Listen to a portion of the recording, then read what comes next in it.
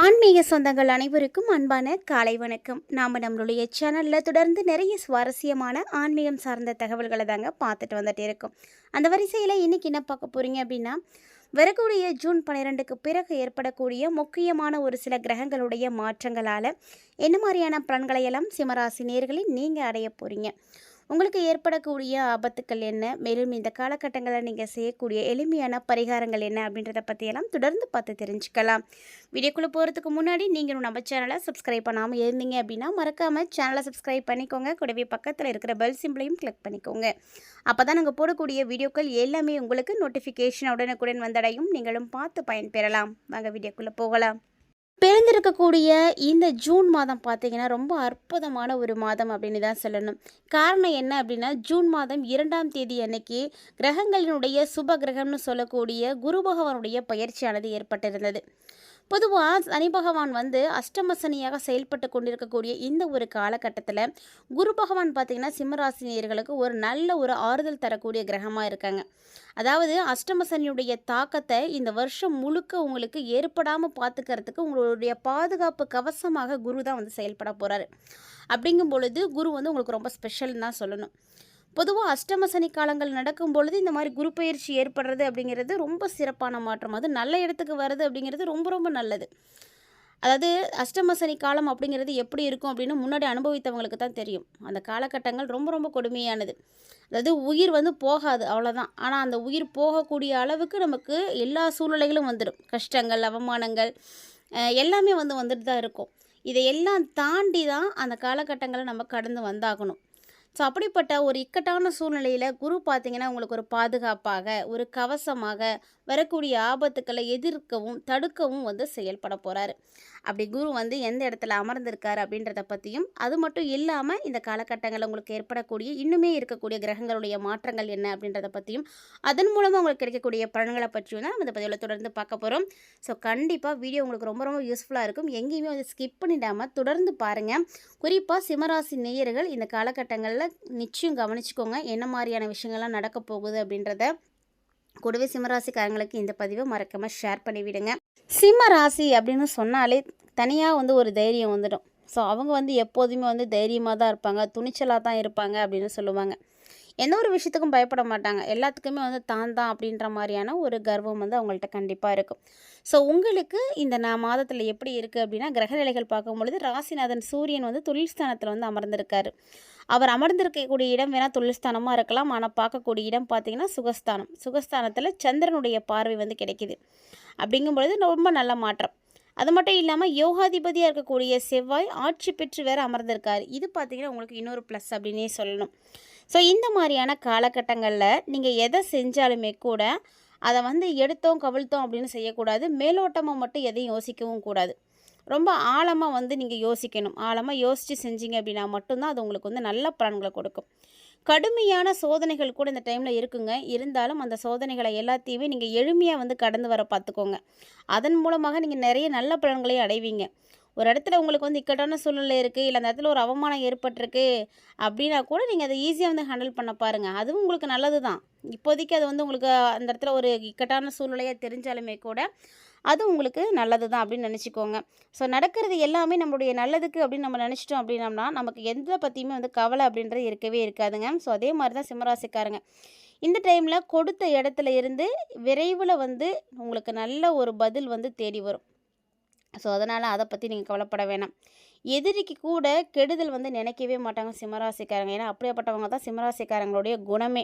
சிம்மராசிக்காரங்களை யாரெல்லாம் நண்பர்களாக வச்சுருக்கீங்களோ கண்டிப்பாக நீங்களாம் ஒரு லக்கியான பர்சன் அப்படின்னு தான் சொல்லணும். ஏன்னா அவங்க கோவப்படுவாங்க, ஆத்திரப்படுவாங்களே தவிர, ஆனால் உயிர் போகக்கூடிய சூழ்நிலை வந்தாலுமே கூட நீங்கள் அவங்கள்ட்ட உதவி அப்படின்னு போயிட்டிங்கன்னா அவங்க உங்களை கைவிடவே மாட்டாங்க. ஸோ அந்த மாதிரியான ஒரு கேரக்டர் தான் சிம்மராசிக்காரங்க. கோவம் அவங்களுக்கு வரும் தான், ஆனால் அந்த கோபத்துலேயும் கண்டிப்பாக ஒரு நியாயம் இருக்கும். அதை மற்றவங்க புரிஞ்சுக்கிட்டாங்க, அவங்களுடைய கோபத்தை ஈஸியாக ஹேண்டில் பண்ண தெரிஞ்சவங்களாக இருக்காங்க அப்படின்னா அவங்களால எல்லாத்தையுமே சமாளிச்சிட முடியும். ஸோ அந்த மாதிரியான ஒரு கேரக்டர் தான்.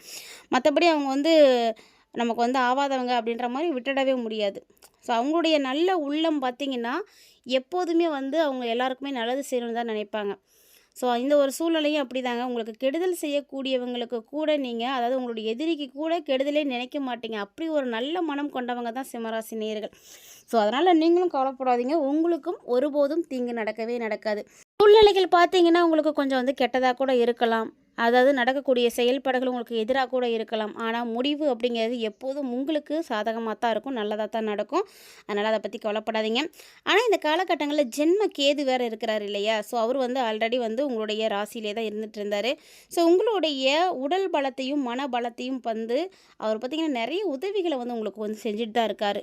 ஸோ எவ்வளோ பெரிய கஷ்டமான சூழ்நிலை வந்தாலுமே கூட உங்களுடைய மனசுக்கு ஒரு பலம் வேணும் அப்படின்னா அதையும் கேது தான் கொடுத்துட்ருக்காரு. இதுவரையில் வந்து பல சோதனைகளை நீங்கள் சந்தித்து இருந்தாலுமே கூட இனி அந்த சோதனைகள்லாம் உங்களுக்கு கண்டிப்பாக ஒன்றுமே பண்ணவே பண்ணாதுங்க. அதுலேருந்துலாம் நீங்கள் விடுதலை பெற போகிறீங்க.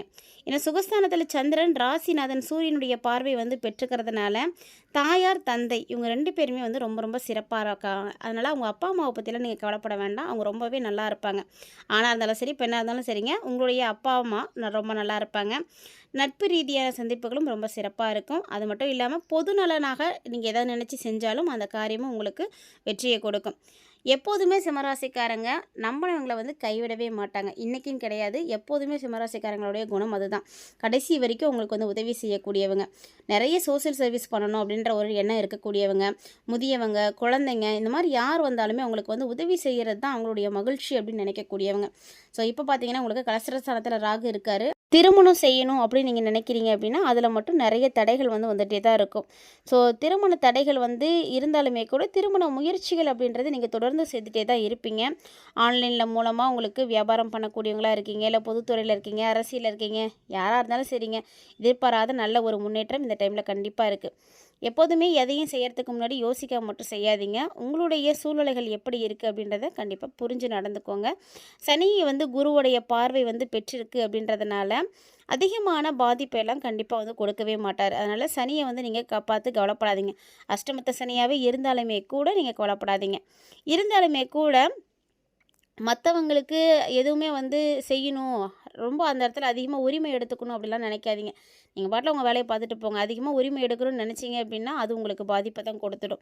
ஸோ அதனால் அதெல்லாம் தவிர்த்துக்கோங்க. இதுக்கு முன்னாடி கூட நீங்கள் யாருக்காவது வந்து உதவியெல்லாம் செய்திருக்கலாம். ஸோ முன்னாடி ஜாமீன் நீங்கள் போட்டிருப்பீங்க. ஆனால் இப்போ பார்த்தீங்கன்னா அது பாதிப்பை இப்போ கொடுக்கறதுக்கு வாய்ப்புகள் இருக்குது. அதனால் எப்போதுமே கவனமாக இருங்க. யாருக்கும் பெருசாக எந்த விஷயங்களையும் செய்ய வேண்டாம்.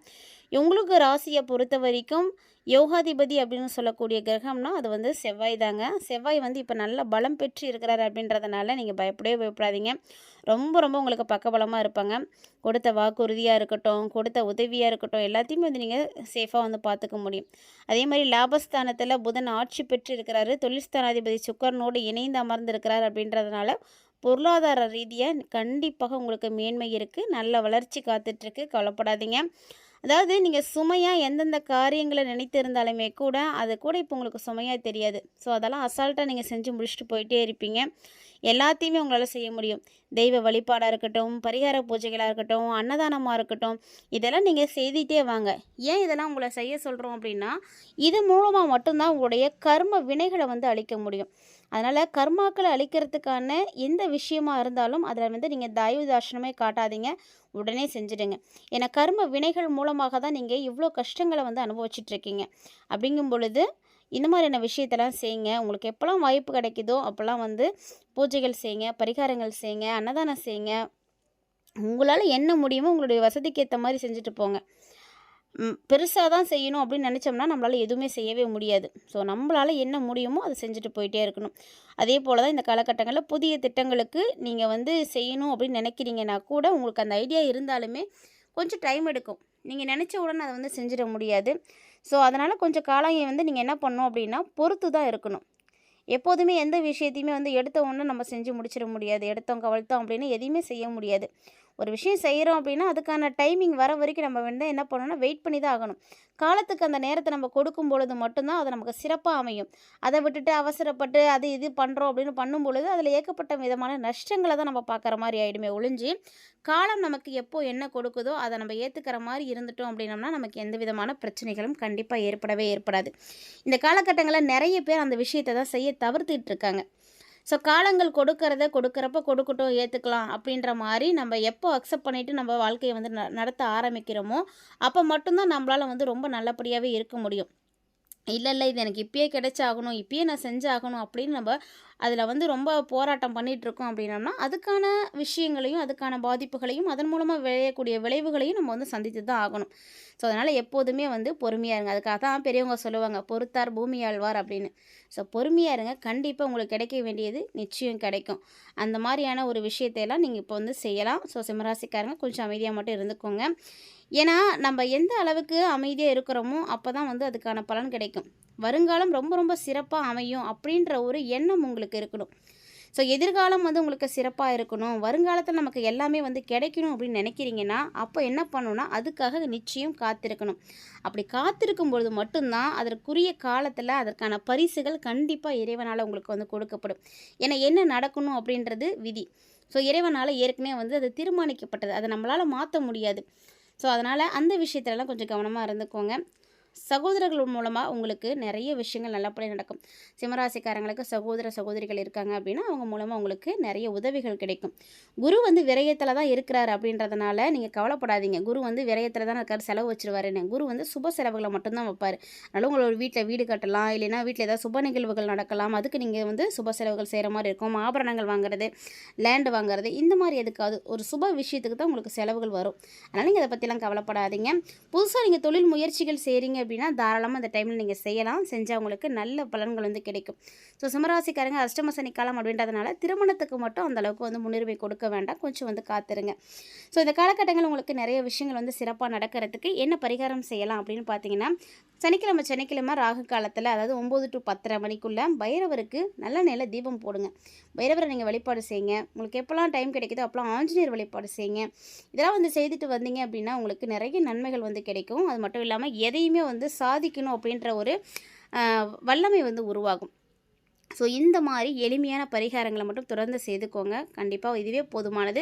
சிம்மராசி நேயர்களுக்கு என்ன அடுத்தது நடக்க போகுது அப்படின்றத தெளிவாக பார்த்துருப்பேன்னு நினைக்கிறேன். பிடிச்சிருந்தா லைக் பண்ணி ஷேர் பண்ணுங்கள், மறக்காமல் கமெண்ட் பண்ணுங்கள்.